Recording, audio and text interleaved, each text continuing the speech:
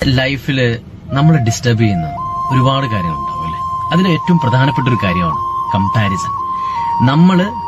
നമ്മളെ വേറൊരാളായിട്ട് തട്ടിച്ചു നോക്കുക.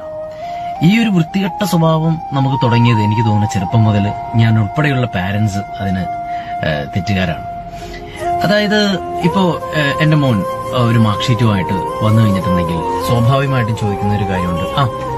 അതൊക്കെ മറ്റേ എത്രയായിരുന്നു മാർക്ക്? ആണല്ലേ.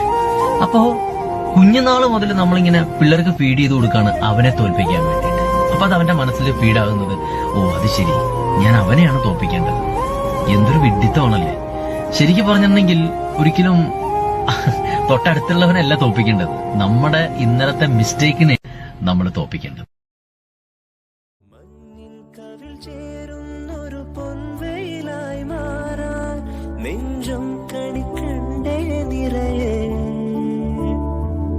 കാണുന്നതിലെല്ലാം മഴവില്ലുള്ളതുപോലെ ചേലുള്ളവയെല്ലാം വരവാകുന്നതുപോലെ പുലരുളിയുടെ കസവണിയണ മലരുകളുടെ രസനടനം. മുറ്റം നിറയെ മിന്നിപ്പടരും മുല്ലക്കൊടി പൂത്ത കാലം.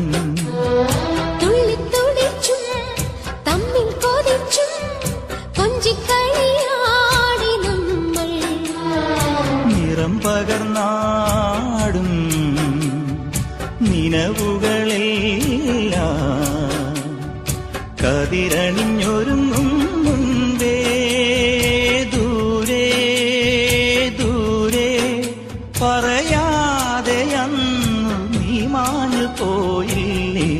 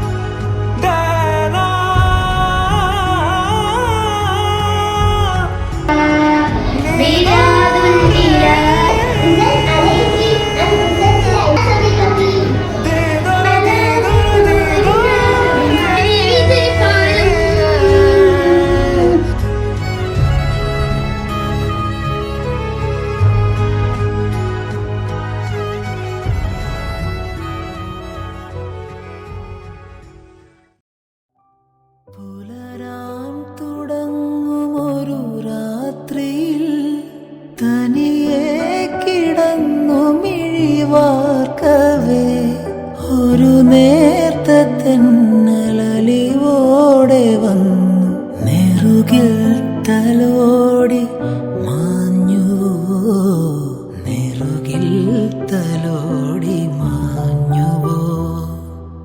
ഒരു രാത്രി കൂടി വിടവാങ്ങവേ. ഒരു യുഗം ഞാൻ തപസിരുന്നു ഒന്നു കാണുവാൻ, കഴിഞ്ഞ കാലം കൊഴിഞ്ഞ സുമം പൂത്തുവിടർന്നു. ഒരു യുഗം ഞാൻ തപസിരുന്നു ഒന്നു കാണുവാൻ, കഴിഞ്ഞ കാലം കൊഴിഞ്ഞ സുമം പൂത്തുവിടർന്നു. മുഖമാമെൻ മനസ്സിൽ ഗാനമായി നീ ഉണർന്നു. മുഖമാമെൻ കാണാനേരം പുതുതീരം തേടി താനേ നീങ്ങും കളിയോട